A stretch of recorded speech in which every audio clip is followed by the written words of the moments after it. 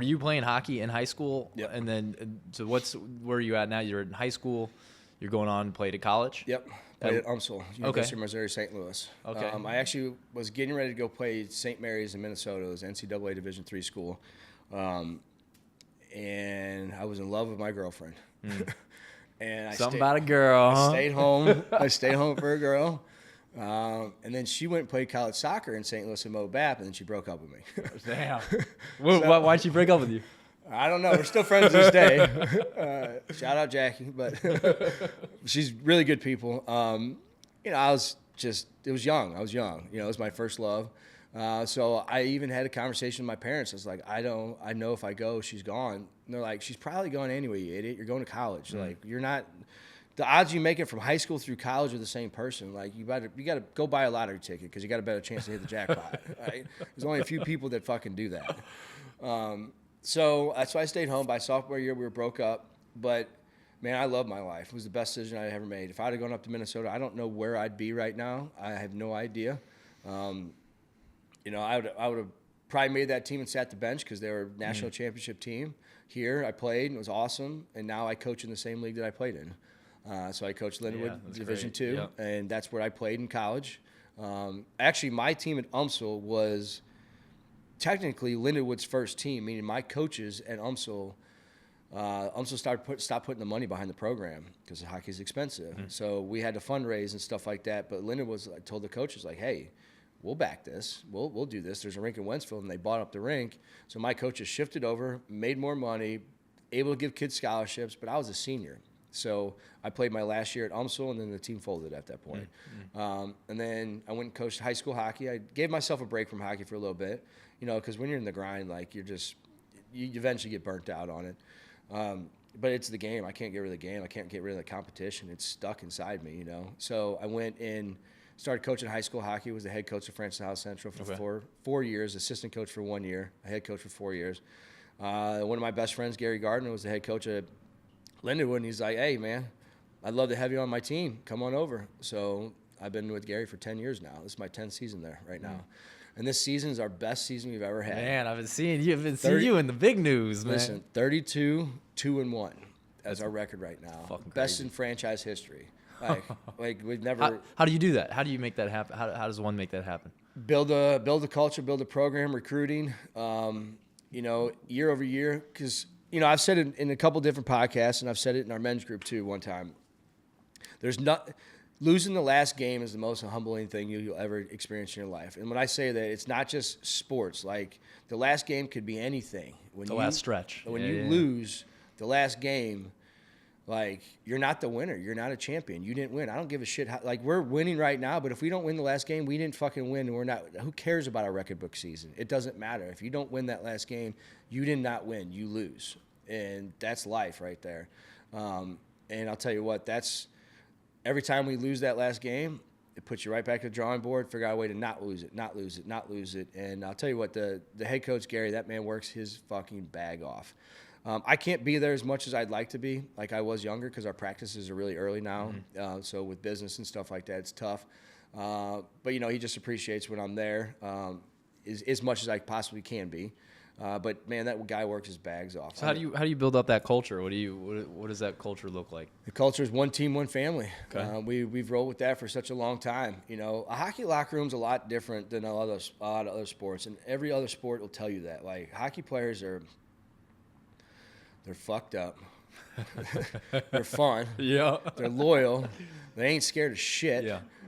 It's the only sport you can fight in still, right? I mean, look at the USA Olympic team. Yo, goosebumps, man. That was fucking amazing. I'll tell you what, that was, for me, like, one of the coolest things to ever watch and experience. You're just like, I mean, and then when the Kachuk boys got interviewed, they said, why'd you guys do it? They said they booed the national anthem. We didn't like it. Amen, brother.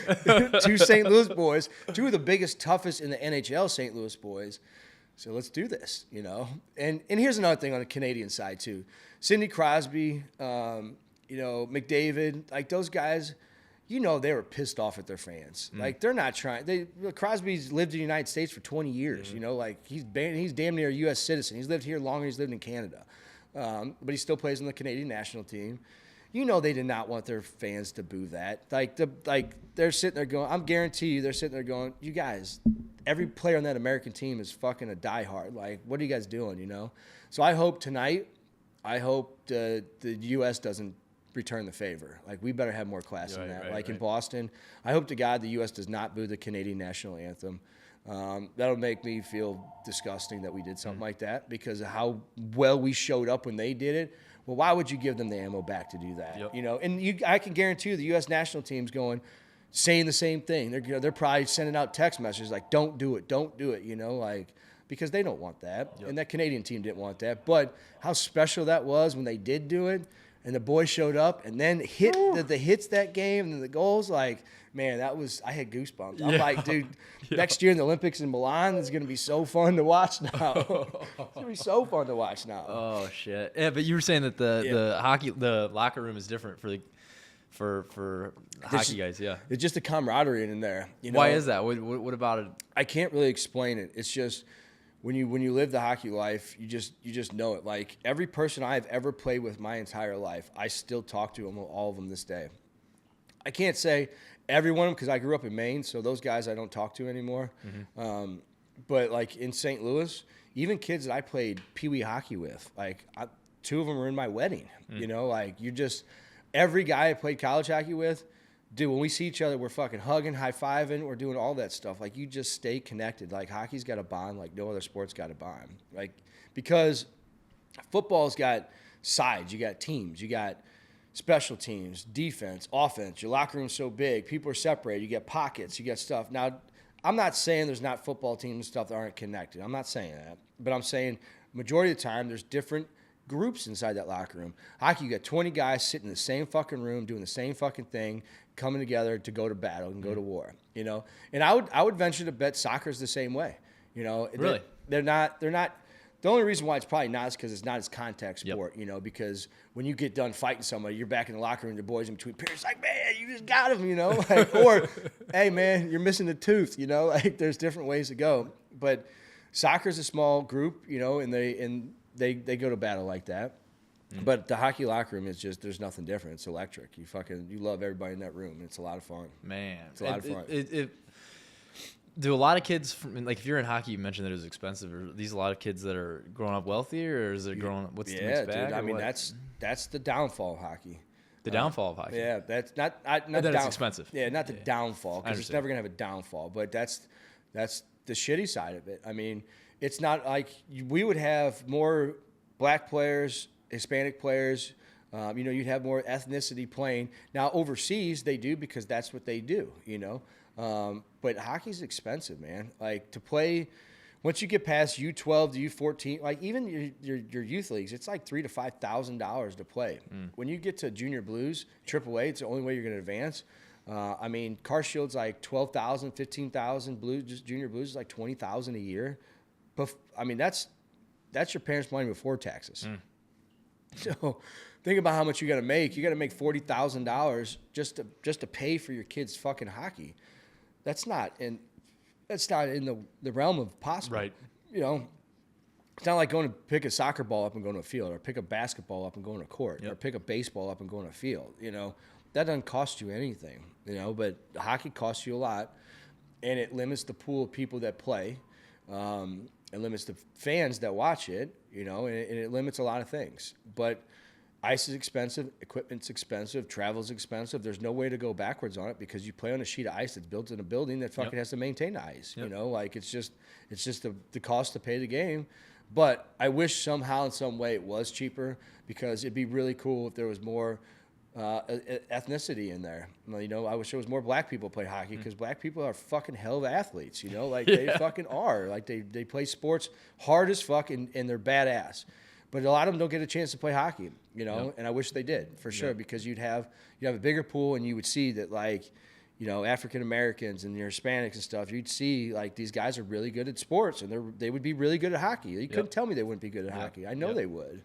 Dude, so I wish they got a chance. With the exception of hockey, it's hard for me to take a sport seriously if there aren't some black people in there. That's what I'm saying. Like, if they went to play volleyball, like you see these white dudes play volleyball, they're like 6'2", too or Yeah. whatever. I'm like, bro, you guys would be stomped. Dude, if the basketball- NBA came out here and Right. played Right. volleyball, you'd look like idiots. Yeah. Like, you look like idiots. So I'm with you. I don't even take it seriously, Right. you know. But again, hockey you have to because it's just the way the game is. Yeah. There's a lot of studs, but I wish it was different. I really do. Man, because yeah. it opened up, and it would open up opportunities for inner city kids that were really good at hockey to get scholarships and move on and shit like that if they could afford to play it. Because you can't tell me there's probably 15 NHL players in downtown St. Louis right now that'll never get a chance to play hockey. Mm-hmm. They'll never get a chance to play the sport. And I wish they did. Now, when it comes to, you talked one team, one family, and you're leading these young dudes, it's kind of crazy for me to say they're young dudes now because, like, god damn, boy, I'm getting old. Yeah. I'm starting to get a couple grays on that. Not like this, baby. But like, what have you learned from coaching at high school to now coaching in college? Everyone, like, what do you about these young people? What are young guys specifically like yearning for or need and looking for? Anybody that comes to me, you're not going to NHL. So, we coach them to be better men. We want them to be responsible. What sports in college teach you how to do? Show up, do your job, go do your second job, which is school. Well, actually, school is your first job. We operate school, family, hockey. That's how we operate. Those schools first, family second, hockey's third. If these two had come in play, you're not coming to practice, you're not going to a game. That's how we operate. We have to operate like that. But it's special to watch the amount of kids that we've gotten, introduced them to their careers with friends that we know, internships that they stay in St. Louis because of some job we found them. Like, it's really cool to watch these guys become men. We've been to probably 10 different weddings for our players over the last few years. We watch them have kids. I mean, shit, on my team right now, I got 2 players that have kids on my team, which is crazy. But one's got twins, and the other one just had a kid last year. And then the year before that, we had another kid that had a kid. And the other year before that, kid got married when he was in college. I'm like, guys, what are you doing? Like, this is the best years of your life coming up. But they're like, Coach, we love them. It's like, all right. Are they religious or are they? No, they just fell in love. Wow. They just fell in love in college, But it's fun to watch them become men, and that's the whole reason why I do this stuff. I don't coach at a high enough level that any of my players are going pro. They might make like low end pro, but they're not going like NHL style. Gotcha. And it's the whole. It's just one team, one family is that right there. I'm going to know you for the rest of your life. I was your coach at one point. I'll help you get a career at one point. Watch you raise a family. It's fun. The difference in high school and college is the high school kids are still catered by their parents. They're still coddled. They'll still shit talk you. The college athletes, they don't say shit back. They're like, yes sir, I'll do that, sir, yes sir. You're like, man, this is awesome. You have your every once in a while one, but high school, I mean, you'd have parents bitching about players' time, their playing time and stuff like that, which I get too, because they still have to pay. The parents have to pay in high school. College. Yeah, but you're not teaching your kids, like, I mean, you're the example. You're not teaching them meritocracy right off the bat. You're right. Dude, you would be getting all the playing time if you were the best player on the team. Straight point blank period. Yes. You'd be getting all the playing time. 100%. So what's the gap in between there that's keeping you from that? Yeah, you're 100% correct. In high school, I had to talk to parents. College, Right. Parents just hug us and say, "Great game, coach." Yeah. Like, we will never have a parent ask us about their kids' playing time or any of that stuff in college. It's not a thing. So to remove yourself from the parents is like such a relief. I could never go back to coaching like a youth kid or a high school team. Like, I wouldn't know how to deal with the parents. I wouldn't even know how to deal with my mouth. Really? Like, yeah. What's changed between then and now? I've grown up, but I mean, you can't I don't know. You can't drop F-bombs all over the place. You got parents watching practice, Gotcha, yeah. I don't know. It's a different game. When you start advancing to higher levels of all sports, the game changes. Your attitude changes. How people look at the game changes. How parents look at the game changes. It all changes when you start advancing to higher levels in the game. And, in high school, that's not a high level of hockey. Like, that's just fucking high school hockey. It's not. In the same way with all sports. Baseball, you're not getting recruited out of high school baseball. Soccer, you're not getting recruited out of high school soccer. Basketball, you're not getting recruited out of high school basketball. Football, yes, because it's the only fucking thing. That's where I think football fucks up. Like, they only have football in high school and they have football in college. They don't have a minor league system. They don't have a select team system. Don't have none of that. You know stuff. why that is? I have no idea. Gotcha. I have no idea. I mean, I think the idea of the XFL being a feeder system and like the NFL picking up a team like the AHL did, like baseball's got what, 4 levels of minor leagues? Hockey's got 4 levels of minor leagues. Basketball's got 4 levels of minor leagues. Soccer's got probably 12 levels of minor leagues. Why the fuck doesn't football have them? Like, that doesn't make any sense. And football is the most physically demanding one of all of them. Right. So you're expecting a kid that's 22 years old to be going against a 35-year-old lineman? What? Why not give that kid 5 years to advance and get bigger and stronger by the time he's 28? Why not give him a chance to do what he's supposed to do in minor leagues? Yeah. But they don't have them. They got NFL Europe. That's not really a minor league. Then you got the Canadian League. You can consider it. Then you have arena football. What Kurt Warner came after, so that's why everybody's arguing. But it's like that's not. None of them are attached to the NFL. It's not a true feeder system to the NFL. It's where you can have 2-way contracts.